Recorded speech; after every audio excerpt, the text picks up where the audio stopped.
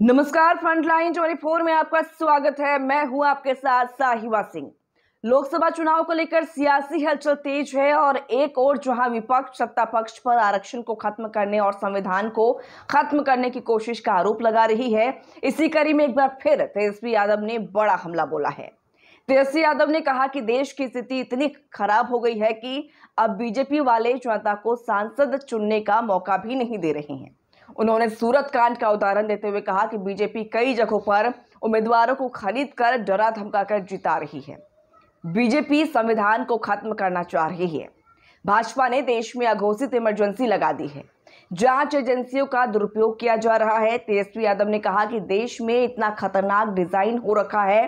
चंडीगढ़ में किस तरीके से जिताया गया, इंदौर में कांग्रेस प्रत्याशी का नामांकन वापस कर लिया गया, कन्नौज में समाजवादी पार्टी के प्रत्याशी का नामांकन रद्द कर दिया गया। यह बहुत ही खतरनाक चीज है और यह लोग तानाशाह हैं। यह लोग जनता को अपना प्रतिनिधि चुनने नहीं दे रहे हैं। प्रधानमंत्री को जानकारी का अभाव है। अभी कर्पूरी ठाकुर जी को उन्होंने भारत रत्न दिया, लेकिन उन्हीं के विचारों को वो विरोध कर रहे हैं। जब पहली बार कर्पूरी ठाकुर जी मुख्यमंत्री बने थे तो जितने भी सामाजिक तौर पे पिछड़ी जातियां थी, चाहे किसी भी धर्म के हों, सबको पहली बार आरक्षण मिला था। इसमें तो जनता दल यूनाइटेड के नेताओं से पूछो ना कि वो इस पे क्या कहते हैं। कर्पूरी जी के निर्णय को गलत ठहराना क्या उचित है क्या? तो पहली बार उसी टाइम मिला था। चाहे किसी भी धर्म में जो सामाजिक तौर पे जो पिछड़ी जातियाँ थी, और मंडल कमीशन में भी 84 से 85 ऐसी पिछड़ी जातियाँ जो है उनको जो है मिला था, सिफारिश हुई थी। विजेंद्र यादव कह रहे हैं कि जमानत पे आप लोग घूम रहे हैं।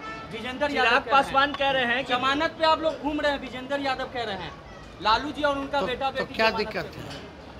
वही केस कराएं। वो तो कोर्ट ने हमको जमानत दिया है, यही लोग ना फंसाया है।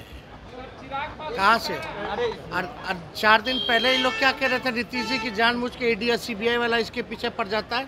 अपने नेता का बात तो सुने हो। चिराग पासवान कह रहे हैं कि तेजस्वी जी, चिराग पासवान ने कहा है कि 2020 तेजस्वी यादव को याद करना चाहिए। हमसे गलती हुई कि हम लोग अलग चुनाव लड़े, नीतीश जी के साथ ज्यादा दहाई अंक पार नहीं करते।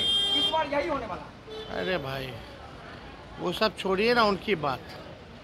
बेंगलोर में जो हो रहा है, कर्नाटका में, काहे नहीं बोल रहे चिराग पासवान?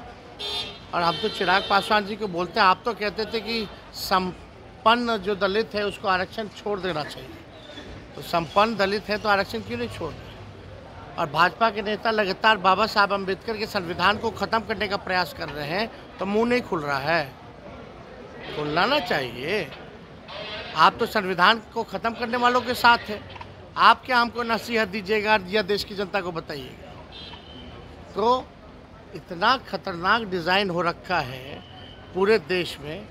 चंडीगढ़ में कितना बड़ा बेईमानी हुआ, बीजेपी को कैसे जिताया गया? सुप्रीम कोर्ट का फटकार सुने, क्या हुआ? आखिर रद्द किया गया। इंदौर में जो व्यक्ति था, प्रत्याशी था, उस पर 3 दिन पहले 307 का मुकदमा डाल करके उससे वापस करा लिया गया, डरा करके। सूरत में तो खरीद लिया गया। खजुराहो में समाजवादी पार्टी के प्रत्याशी को नामांकन रद्द कर दिया गया। यानी लोकतंत्र के लिए सबसे खतरनाक बात है कि जनता को भी अपना एमपी चुनने का अधिकार ये नहीं दे रहे। इससे खतरनाक बात और क्या हो सकती है, जहां आपको मौका ही नहीं मिल रहा कि आप अपना प्रतिनिधि को चुनें। सब कुछ वही तय कर रहे हैं। ये तानाशाही नहीं तो और क्या है? कल जेपी नड्डा, राजनाथ सिंह भी आ रहे हैं। और लोग को बुला लें, विदेश से ट्रंप को बुला लें, पुतिन को बुला लें।